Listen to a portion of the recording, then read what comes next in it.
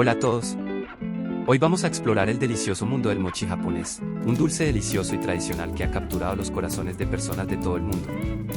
Mochi, que en inglés se traduce como pastel de arroz glutinoso, es una masa suave y masticable hecha con harina de arroz y azúcar. Suele ser redondo, de textura suave y esponjosa, y puede servirse como merienda, postre o decoración en diversas ceremonias y festivales japoneses. Los mochis están asociados en Japón a distintas festividades, pero la más importante es la ligada al Año Nuevo, cuando se celebra la ceremonia del Mochitsuki. En esta ceremonia se elaboran los mochis de forma tradicional. Uno de los tipos de mochi más famosos es el monokuchi mochi, que se enrolla en bolas y a menudo se sirve como postre en la ceremonia del té. Las bolas están rellenas de pasta dulce de frijoles rojos, lo que les da una textura única y satisfactoria. El mochi se puede preparar en varios sabores, como simple, con almíbar de azúcar o aromatizado con frutas como fresa o mango.